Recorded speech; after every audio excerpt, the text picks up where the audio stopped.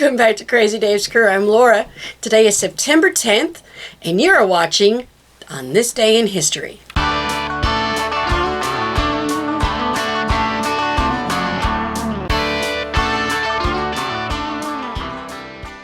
On this day in history, in 1897, a 25-year-old London taxi driver named George Smith becomes the first person ever arrested for drunk driving after crashing his cab into a building. Smith later pled guilty and was fined 25 shillings.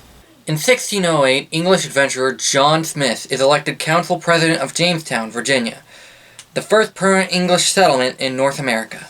On September 10th, 1919, nearly 1 year after the armistice that officially ended the First World War, New York City holds a parade to welcome home General John J. Pershing, Commander-in-Chief of the American Expeditionary Force, or the AEF, and some 25,000 soldiers who had served with him on the Western Front.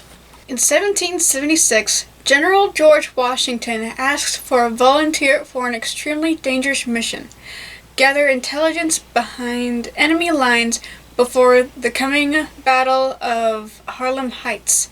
Captain Nathan Hale of the 19th Regiment of the Continental Army stepped forward, becoming one of the first known American spies of the Revolutionary War.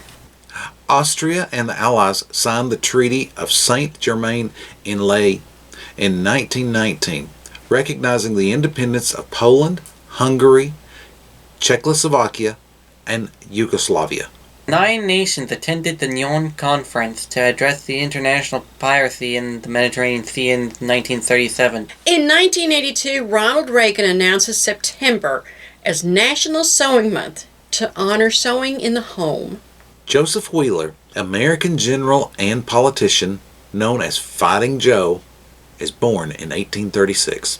In 1839, Isaac K. Funk, American minister and publisher who co-founded Funk and Wagnalls, was born. Mamie Dillard, African-American educator, clubwoman, and suffragist, is born in 1874 in Lawrence, Kansas. One of her students was Langton Hughes. In 1934, Charles Bishop Kuralt, American journalist known for his long career with CBS, is born in Wilmington, North Carolina.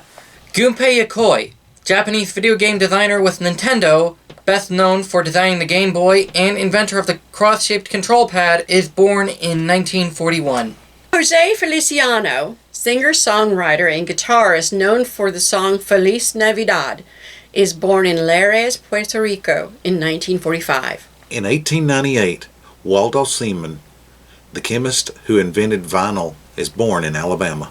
In 1907, Fay Wray, the actress who starred in the 1933 version of King Kong, is born. Matilda of England, Holy Roman Empress, dies in 1167. Englishman Richard Grenville, captain of the ship Revenge, died in the Battle of Flores in 1591. Mary Wollstonecraft, English philosopher, historian, novelist, and mother to Mary Shelley of Frankenstein fame, dies in 1797. And on this day in the year 2020, we celebrate Sewing Machine Day. To sew or not to sew? That's a silly question. Charles Weisenthal of Germany was issued a British patent in 1755 for a needle designed for a machine. There's no description in Weisenthal's patent or of any machine. Blessed are the children of quilters. They shall inherit the quilts. In 1790, an English cabinet maker named Thomas Saint designed the first sewing machine of its kind. The patent described a machine powered by hand crank to be used for leather or canvas. It is unknown if Saint built a prototype, but in 1874, English engineer William Newton Wilson found the patent drawings. They were so detailed, he built a replica, and it worked. Hello, my name is Laura, and I'm a fabricaholic on the way to recovery. Just kidding, I'm on the way to the fabric store. In 1810, Balthasar Krems invented an automatic machine for sewing caps. He didn't patent the design, but that's okay. It didn't work anyway. How do you know the thief was a seamstress? She seemed to be following a pattern. An Austrian tailor, Josef Mattersberger, was issued a patent in 1814. Though he tried different designs, all were unsuccessful. What does Jean-Luc Picard say when engineering offered to fix his electric sewing machine? Make it so. In 1818, John Adams Doge and John Knowles invent America's first sewing machine, but it could only sew a few bits of fabric before breaking. Why are Christmas trees so bad at sewing? They keep dropping their needles.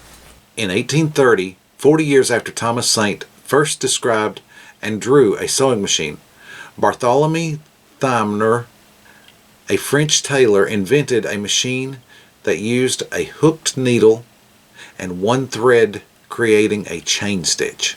The only place where housework comes before needlework is in the dictionary. Mary Kurtz. Thémines opened the world's first machine-based clothing manufacturing company, creating uniforms for the French army. But when other French tailors got wind of his invention, they feared his machine would ruin their businesses, so they burned down his factory while he was still inside. Dear fabric store worker, please don't ask me what I'm making. I'm running out of code words for it's going into my stash. In 1834, Walter Hunt created America's first functioning sewing machine, but he had second thoughts. Hunt feared such a machine would cause unemployment for many, so he didn't bother to patent the design. What do you call a gathering of quilters? A block party. In 1844, English inventor John Fisher submitted a patent for a sewing machine. However, a botched filing job at the patent office resulted in his patent getting lost, so he never received any recognition. Why did the sword swallower go to a sewing store to buy pins and needles? He was on a diet. September 10th, 1846. American Elias Howe patents a sewing machine. It resembles Fisher's, but it has some improvements and adjustments. His patent was to invent a process that uses thread from 2 different sources. His machine has a needle with an eye at the point. It goes through the fabric, creating a loop on the reverse, a shuttle on a track that slips the second thread through the loop, creating what is called the lock stitch. I write songs about sewing machines. I'm a singer-songwriter. Howe struggled to market his design, so he sailed to England. After a lengthy stay, he returned to America only to find others had copied his lock-stitch machine. One of those was an Isaac Merritt Singer. 2 sewing machines walk into a bar. One says, "Are you a singer?" The other says, "Sure. Do you know me?"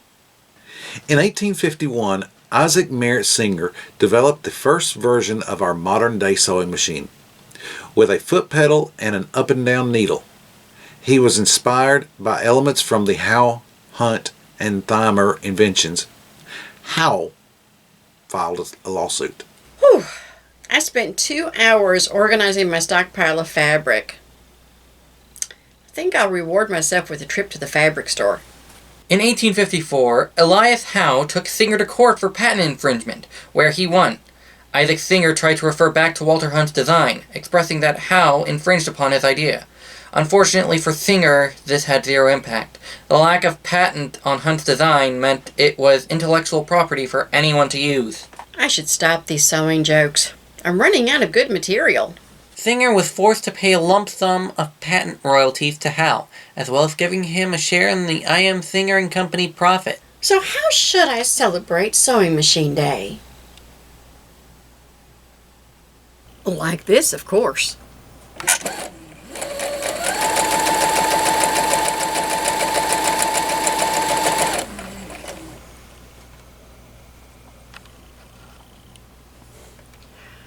Thank you so much for watching. We hope you've enjoyed all these little facts and have a great Sewing Machine Day. See you next time right here on Crazy Dave's Crew. Happy sewing!